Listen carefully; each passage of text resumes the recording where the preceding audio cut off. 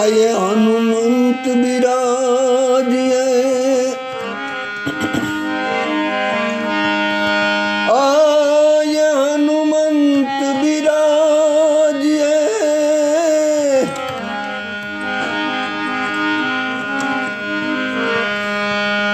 कथा करावमति अनुसार,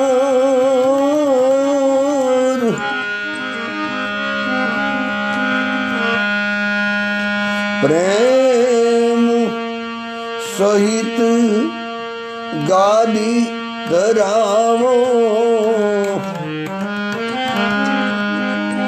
पधारजो पवन कुमार,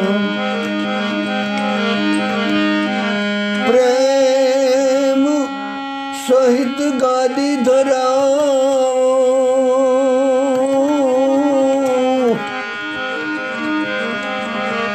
पधारजो पवन कुमार।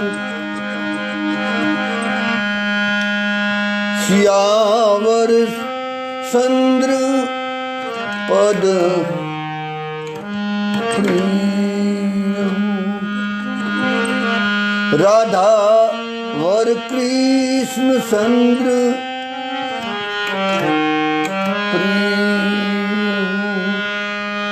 सदगुरु भगवान प्रिय,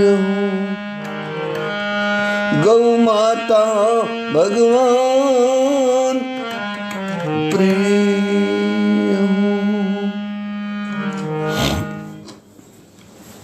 ભગવાનની ઈચ્છાથી, સદગુરુની કૃપાથી, સંતોના અનુગ્રહથી અને માતા પિતાના આશીર્વાદથી આપણો પ્રસંગ ગાય માતા વિશે ચાલે છે.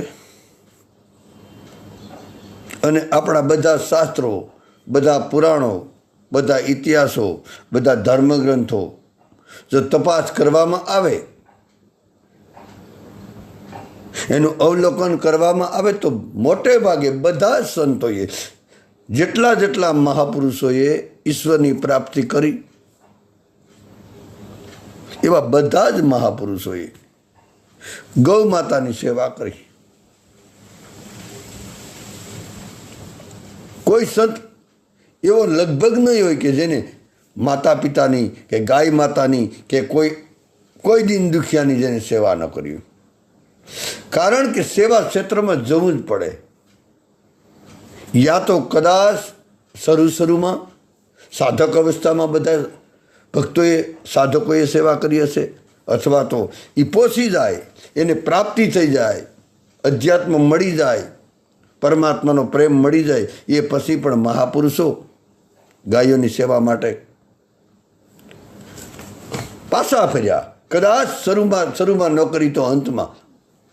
બાકી સેવા કોઈ મહાપુરુષે એવું નથી કે હજી સેવા નહીં કરી હોય. મહાભારતની એક કથા છે. કહેવાય કે મહાભારતમાં ધર્મરાજા જેને યુધિષ્ઠિર કહેવામાં આવે, એ ગાયોના મહાન સેવક હતા. રાજા હોવા છતાં પણ આપણે આગળ સીબી, દધીસી, હરિશ્ચંદ્ર, દશરથ, દિલીપ, રામ વગેરે બધાના નામ કદાચ ગઈકાલની કથામાં આવ્યા હતા. તો કહેવાય કે ધર્મરાજાને ગાયોના મહાન સેવક હતા અને ગાયો પ્રત્યે અતિ લગાવ હતો, અતિશય પ્રેમ હતો. જ્યારે મહાભારતમાં ભીષ્મ પિતા ધર્મરાજાનું નિવાસ સ્થાન બતાવે કે ભાઈ ધર્મરાજા ક્યાં વધારે રહેતા હોય, એનું રહેવાનું વધારે સ્થાન ક્યું? ત્યારે ભીષ્મ પિતાએ એવું કીધું કે જ્યાં યુધિષ્ઠિર રહેતા હોય ને ત્યાં હજારો ગાયોની સંખ્યા છે. જ્યાં ગાયો હોય ત્યાં જ ધર્મરાજા હોય. અને ગાયોની સેવા થતી હોય એને જ ખરેખર અર્થમાં ધર્મ સમજાણો કહેવાય. એવું મહાભારત કાળમાં તો એવું કહેવામાં આવે કે એક મિનિટો. ધર્મરાજાને છે ને ત્યાં 10,000 ગાયોનો વર્ગ હતો. મતલબ એક એક વર્ગમાં 10,000 તો આમ અતિશયોક્તિ જેવું લાગશે વાલા. આ વાત કદાચ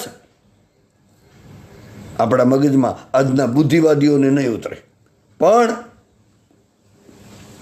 ઉતારવી જ પડશે. પ્રમાણ સાથે જવાબ મળશે કદાચ.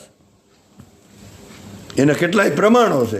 અત્યારે વર્તમાન કાળમાં પ્રમાણો મળીએ, પછી તો વાત કદાચ 5,000 સાડા 5,000 વર્ષની વાત કદાચ આપણા મગજમાં ન ઉતરે. તો કહેવાય કે ધર્મરાજાને ત્યાં 10,000 ગાયોના વર્ગ હતા. એમાં એક એક વર્ગમાં આપણા ધારે મુજબ કેવું હોય અત્યારે, તો એક એક ગૌશાળામાં ટૂંકમાં એક એક વર્ગમાં 8-8 લાખ ગાયો હતી. મગજમાં નહીં ઉતરે.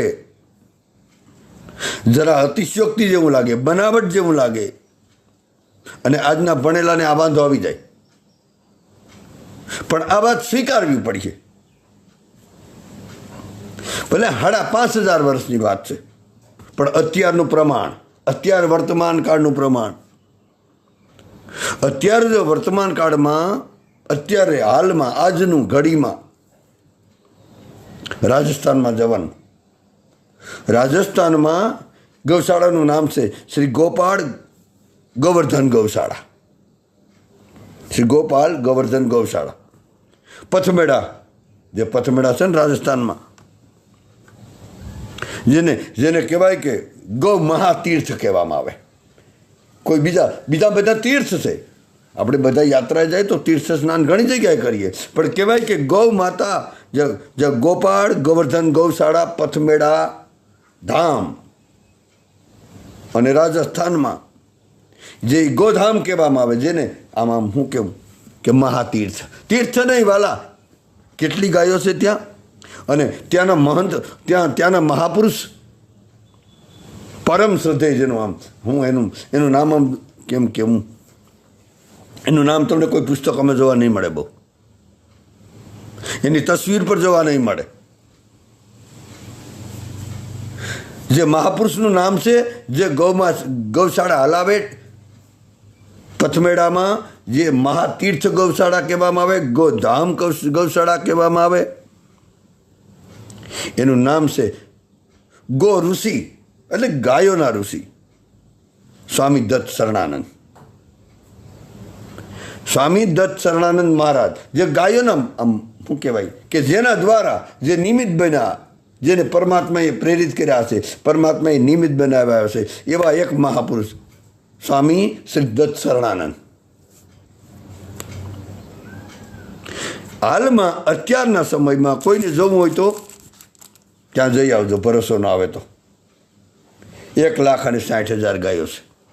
જરાક હૃદય પર હાથ રાખીને વિચારજો, આપણા આંગણામાં એક ગાય નથી. અને એક મહાપુરુષ જે ભજનાનંદી, 1,60,000 ગાયો. આમ થોડોક ઘડીક વાર સત્સંગ સાંભળતા બંધ કરી દેજો, અને થોડુંક આમ આપણા આંગણામાં એક ગાય આપણે ભારી પડે. આપણા ફળિયામાં, આપણા દરવાજે થોડી વાર જે એઠવાડો ગાય ખાવા માટે ભટકતી, એ ગાય પણ આપણે આવે તો લાકડી આપણે એને મારીએ. અને અહીંયા 1,60,000 અત્યારના કાળમાં, આજની ઘડીએ, અત્યારે આજની તારીખમાં, આજે શું તારીખ છે ખબર નહીં, 25 હોય કે 26 હોય કે રામ જાણે. આ 2024માં આ 9મા મહિનાની તારીખમાં અત્યારે વર્તમાન કાળમાં જોઈ લેવું 1,60,000 ગાયો રાખે. અને કેવળ દૂધથી ગાયો નહીં હો, જે બીમાર ગાયો હોય, અપંગ, અનાશ્રિત, જેનો કોઈ આશ્રય નથી, જે દુર્ઘટનાગ્રસ્ત છે, જેને કંઈક દુર્ઘટના થયેલી છે, જેને કંઈક વાગેલું છે, અને જે અથવા તો જે કસાયના હાથમાંથી મુક્ત થયેલી ગાયો, એવી ગૌ માતા.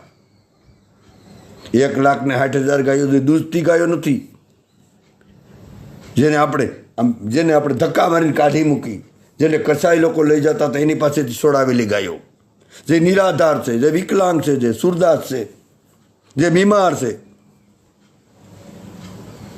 અને એ પણ ત્યાં ડૉક્ટરો રાખવામાં આવ્યા કેટલાય. બહુ બહુ મોટું આ ભારતમાં વિશ્વમાં નામ છે જેનું, વિશ્વમાં પ્રથમ નંબરનું સ્થાન છે, જેને ગ્રીનિજ બુકમાં નામ ચડાવી શકાય. 1,60,000 એક મહાત્મા.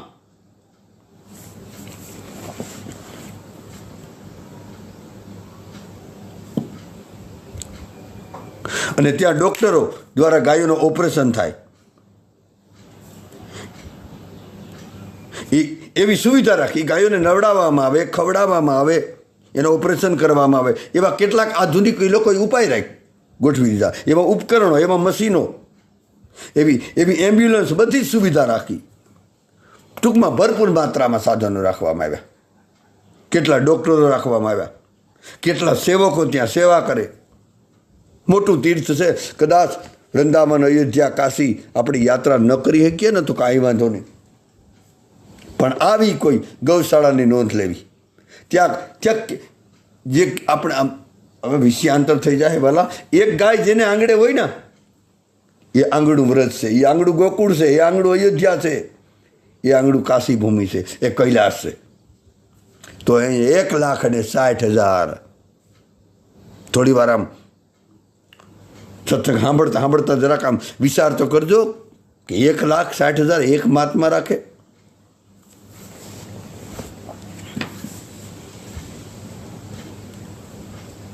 અને એ મહાપુરુષ દત્ત સ્વામી શરણાનંદ મહારાજની જો તપસરિયા જોવી હોય, એનું ભજન જોવું હોય,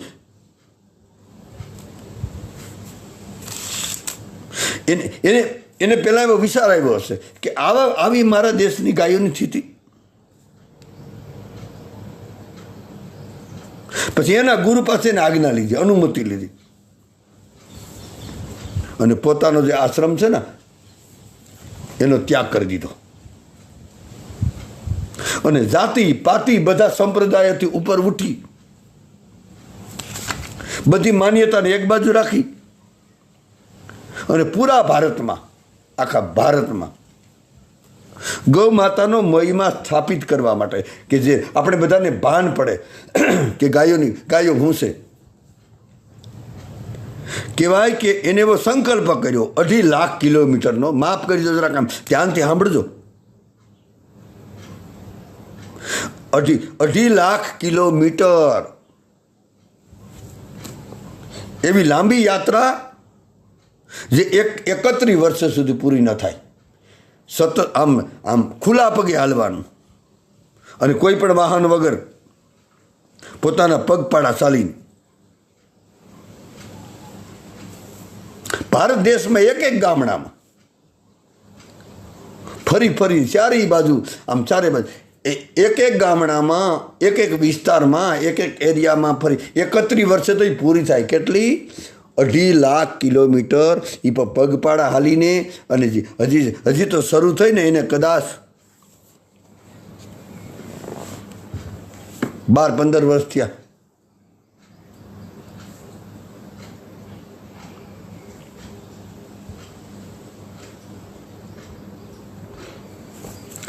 કહેવાય કે 31 વર્ષથી એ યાત્રા પૂરી થશે. એને ચાલુ કરીને કેટલા વર્ષો તો વયા ગયા. ટૂંકમાં અત્યારે કેટલી છે? 2024 છે ને. તો કહેવાય કે 2043માં યાત્રા પૂરી થાય એની. ત્યાં સુધી એને ખુલ્લા પગે અને ગામડે હરેક વિસ્તારમાં ભારતમાં ભ્રમણ કરીએ. અને પછી જે રાજસ્થાનનો જે હલ્દી ઘાટ છે ને, ત્યાં એની યાત્રા 2043માં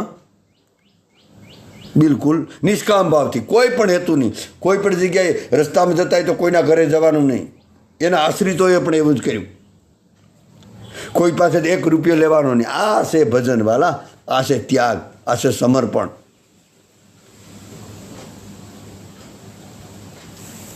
કોઈનું દાન લેવાનું નહીં, કોઈની દક્ષિણા લેવાની નહીં, કોઈને ત્યાં જમવા જવાનું નહીં, કોઈનું ચા પાણી પીવાના નહીં, પોતાની કોઈ તસવીર રાખવી નહીં, પોતાનું પ્રદર્શન કરવું નહીં, પોતાનો પરિચય કોઈને આપવો નહીં. અને એનો પરિચય આપે એને પૂછવામાં આવે કે તમારો પરિચય શું? ત્યારે એટલું જ કહેવામાં આવે કે સદગુરુની શરણ રજ. આમ થોડીક વાર તો વિચાર કરજો કે 2.5 લાખ કિલોમીટર આપણે ગાય માટે આપણા ગૌશાળામાં નથી જઈ શકતા. આપણા ગામમાં દરેક સિટીમાં હોય, આપણે દાખલા તરીકે પોરબંદર જિલ્લામાં રહેતા હોય કે જુનાગઢ જિલ્લામાં રહેતા હોય કે રાજકોટ જિલ્લામાં રહેતા હોય કે જામનગર જિલ્લામાં રહેતા હોય કે સુરતમાં રહેતા હોય કે ભારતના કોઈ પણ ખૂણામાં આજુબાજુમાં ગૌશાળા હોય, ત્યાં આપણે ચાલીને જઈએ ક્યારે?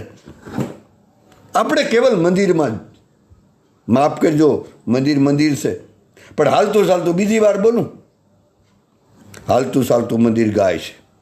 અને જ્યાં એટલી મોટી ગાયો હશે, કેવડું મોટું મંદિર હશે. એ ગાય, એ મંદિર તો પ્રગટ છે મંદિર, હાલતું ચાલતું મંદિર, બોલતું ચાલતું મંદિર, ગાતું મંદિર.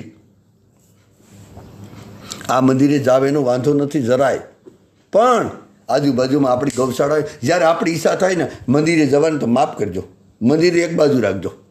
એને મંદિરવાળો રાજી થઈ જાય, ગઈકાલવાળો સત્સંગ યાદ કરજો.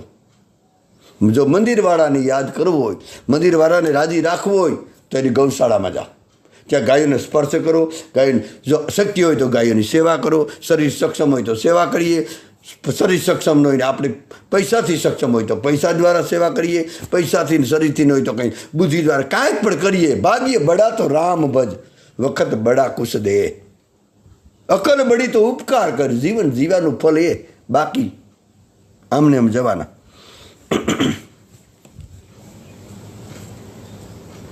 તો આ રીતના 2.5 લાખ કિલોમીટર અને 31 વર્ષે એની યાત્રા પૂરી થાય અને 2043માં પૂરી થવાની. હજુ તો કેટલી છે? 24 ને ટૂંકમાં આજે તો 15-17 વર્ષ બાકી છે.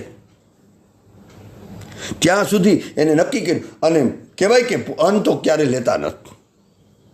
આવા કડક નિયમ. અને એના આશ્રિતો છે ને, દીકરી દીકરા, જે શિષ્ય એને પણ આવું વ્રત કે પૂરા ભૂમણ આખા ભારતમાં કોઈ પણ રીતે આપણે ગાયોની સેવા કરતા થઈએ. યાદ રાખજો, નહીંતર બહુ મોટી નુકસાની થવાની છે. ગાય સૂકી આપણાથી તો બહુ મોટો ખોટનો ધંધો કરીએ આપણે.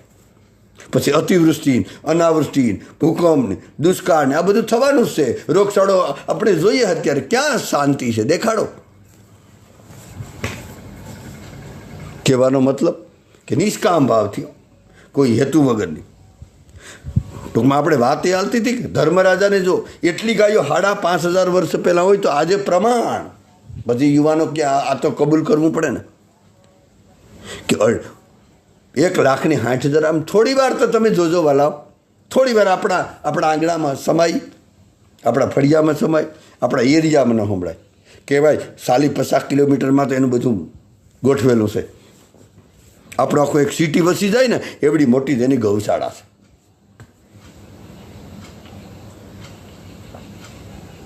કહેવાનો મતલબ કે કોઈ પણ હેતુ વગર એ ગાયની સેવા થાય. અને આપણે એક ગાય,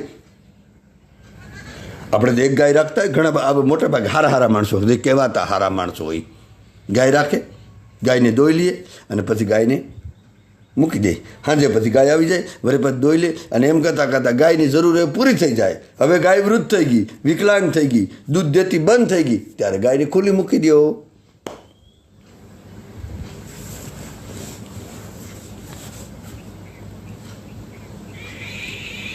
અને એનાથી પછી બીજું પ્રમાણ જોઈતું હોય તો રજમાં બરસાનામાં, જેને હું પાકા કર્મયોગી કહું, જ્ઞાનયોગી કહું અને ભક્તિયોગી, એવા પરમ યોગી રમેશ બાબા અત્યારે એ પણ વર્તમાન કાળમાં, આજની ઘડીમાં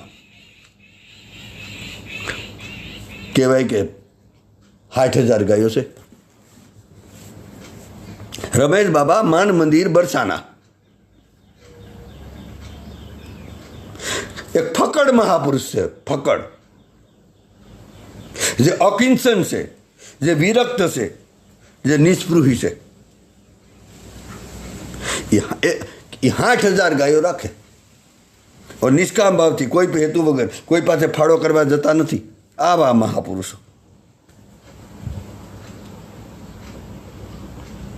જો એક સંત, એક સંન્યાસી, એક વિરક્ત, જે મહાપુરુષ છે, જે ત્યાગી છે, જે બાળપણથી જેને બધું ત્યાગ કરી, અને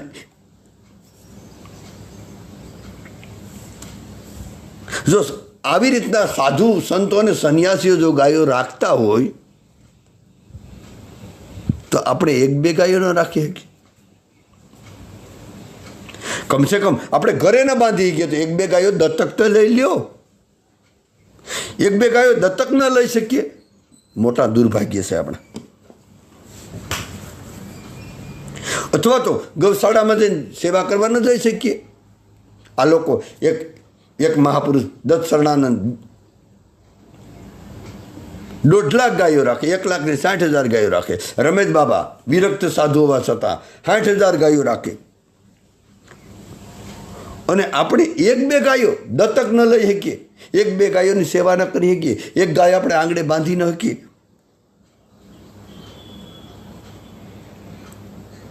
તો એને પછી એને મરી જવું જોઈએ. આ જરા કડવું છે. એને જીવવાનો અધિકાર જ નથી. અહીંયા આપણો ડાબલો હુંડાટ્યો હતો, આપણી ગામડાની ભાષામાં કેવું હોય તો. અહીંયા આપણું કામ હતું. આપણે જે સિટીમાં રહેતા હોય કે એરિયામાં રહેતા હોય કે ગામડામાં રહેતા હોય, આપણે ન હોત તો એ આપણી સિટી એરિયો ને આપણું ગામડું હોત જ. આપણે આવ્યા એટલે એનો છે એવું નથી. આપણે અત્યારે છે તો એ છે, અને કાલ સવારે આપણે ધીસ વિલ ટુ પાસ, આપણે અહીંથી નીકળી જવાના છે, વૈયા જવાનું, તો એ કોઈ ફરક નથી પડવાનો. તો અહીંયા આપણું કામ શું હતું? કહેવાનો મતલબ, જો મહાપુરુષો જેને ભજન કરવું, જેને ભજન માટે, ઈશ્વર માટે સંસાર છોડી દીધો, છતાં પણ એ ગાયોની સેવા કરે. નહીંતર ગાયોનો પહેલો ધર્મ તો ગૃહસ્થનો હતો, સાધુનો નહોતો. સાધુ સંતને ગાયો એ રાખતા, ઋષિમુનિ રાખતા જરૂર, એક બે ગાય રાખતા જ, પણ વધારે ગાયોનું પાલન કરવાનો ધર્મ છે ગૃહસ્થ લોકોનો. આવું ગીતાજીમાં કીધું. પણ આપણે સૂકી ગયા ને. આપણે ગૃહસ્થોને સમય નથી, ગૃહસ્થોને ગાયો ગમતી નથી.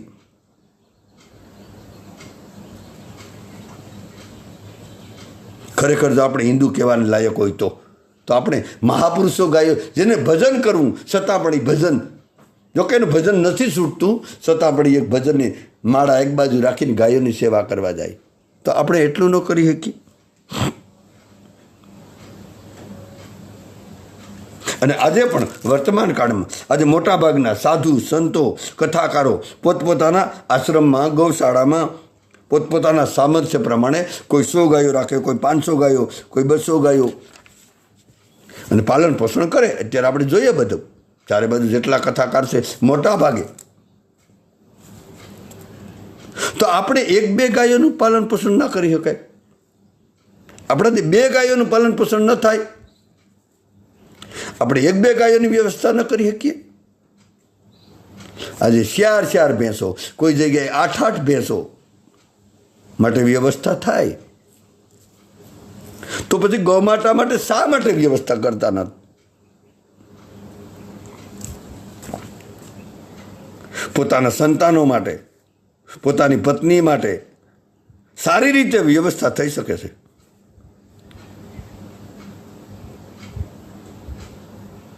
મોબાઈલમાં, ટીવીમાં, રમતગમતમાં,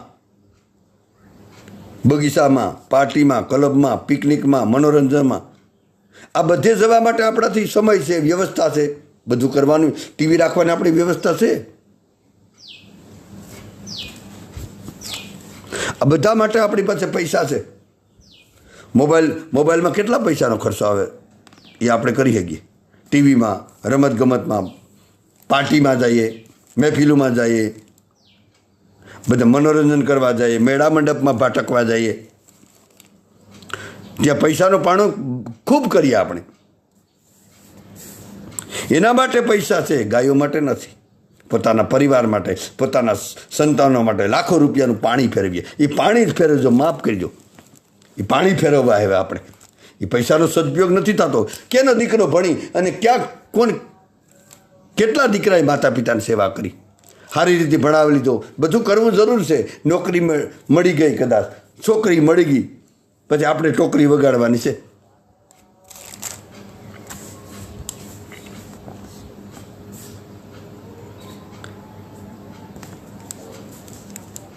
આપણી પાસે બધું છે, આ બધા માટે વ્યવસ્થા છે, એના માટે સમય પાસે, એના માટે પૈસા છે.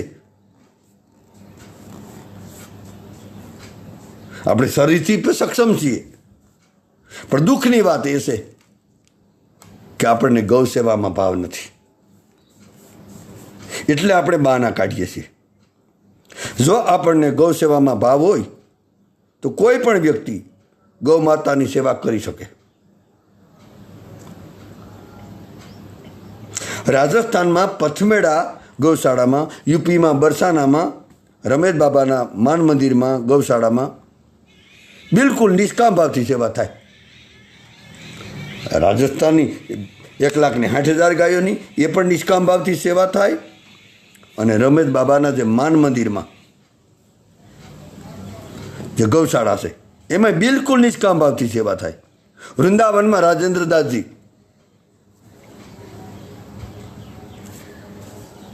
જે ઉત્તરાખંડમાં છે, ટૂંકમાં વૃંદાવનમાં રાજેન્દ્રદાસજી છે, અને ઉત્તરાખંડમાં એક આદરણીય મહાપુરુષ ગોપાલમણી. આવી તો બીજી કેટલી ગૌશાળાઓ છે, કેટલાકના નામ આપવા, આ તો મુખ્યના નામ આપ્યા. મોટા ભાગે નિષ્કામ ભાવથી સેવા થાય. અત્યારના લગભગ કથાકારો આપણે આગળ આવી ગયું, લગભગ મોટા ભાગે કથા એની ક્ષમતા પ્રમાણે એને સામર્થ્ય અનુસાર ગાયો રાખે.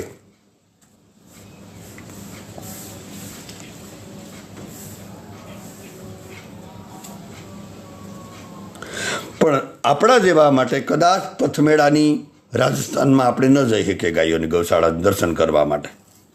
આપણે ત્યાં નિષ્કામ ભાવથી ત્યાં સેવા થાય, પરંતુ આપણા માટે પથમેળાની ગૌશાળા અથવા તો બરસાનાની રમેશ બાબાની ગૌશાળા જે ઈમાનદારીથી સેવા થાય, પણ ત્યાં આપણા માટે થોડુંક દૂર લાગે. પણ આપણા માટે આપણા વિસ્તારમાં, આપણી આજુબાજુમાં કોઈ ગૌશાળા હોય કે ન હોય, જ્યાં ઈમાનદારીપૂર્વક, જ્યાં નિષ્કામ ભાવથી ગૌ સેવા થતી હોય, જ્યાં સેવામાં કોઈ દંભ ન હોય, નહીંતર એ પણ અત્યારે બહુ બને, એવી ગૌશાળામાં આપણે ઘાસચારો અથવા તો થોડું ઘણું ધનનું દાન કરી અને પુણ્ય કમાવવું જોઈએ.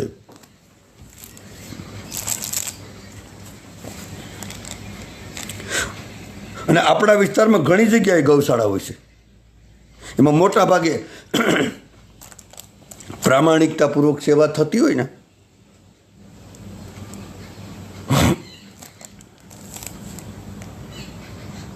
જોકે ઘણીવાર એવું બને કે કળિયુગનું વાતાવરણ છે અને મોટા ભાગના લોકોમાં ગાયો પ્રત્યેની શ્રદ્ધા પણ ઓછી થઈ ગઈ, મોટા ભાગે આડંબર આવી ગયો. ઘણીવાર ઘણી ગૌશાળામાં ગાય ઉપર કમાણી પણ થતી હોય. કેટલીક જગ્યાએ તો વાલા ગૌશાળા છે ને કમાણીનું સાધન બની ગયું. બહુ ધ્યાન નાખવું પડે અત્યારે. મોટા ભાગે કમાણીનું સાધન થઈ ગયું ગૌશાળા. ખરેખર ગૌ સેવા એ રીતે ન થવી જોઈએ, પ્રામાણિકતાથી થવી જોઈએ. પ્રામાણિકતાથી ગૌ માતાને પર્યાપ્ત રીતે ઘાસચારો નાખવો જોઈએ.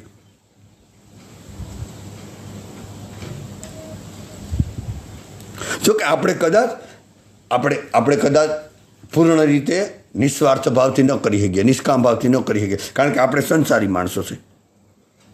તો ભલે સ્વાર્થ ને પરમાર્થ બંને હોય, એટલા સ્વાર્થમાં દોષ નહીં લાગે. આપણે ગાયના દૂધમાંથી કદાચ ખરીદી કરીએ, પૈસા મળે તો એમાં દોષ નહીં લાગે, યાદ રાખજો.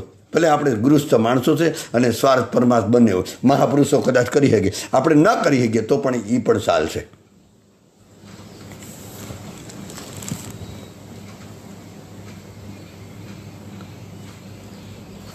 એટલું જરૂર, આપણા આંગણામાં ગાય દુઃખી ન થવી જોઈએ. આપણા આંગણામાં જો ગૃહસ્થના આંગણામાં જો ગૌ માતા દુઃખી થાય ને તો એ ગૃહસ્થ ક્યારે સુખી ન થતો, યાદ રાખજો. એ ક્યારેય સુખી નહીં થાય. જે ગૃહસ્થના આંગણામાં ગાય દુઃખી છે એ ગૃહસ્થ ક્યારેય સુખી નથી થતો. તો અહીંયા આપણો સમય પૂરો થવાયો. આવતીકાલે બીજો. જય શ્રી રામ, રાધે રાધે. કાંઈ પણ અવિક થાય તો ક્ષમા કરજો. બધું કૃષ્ણ અર્પણ.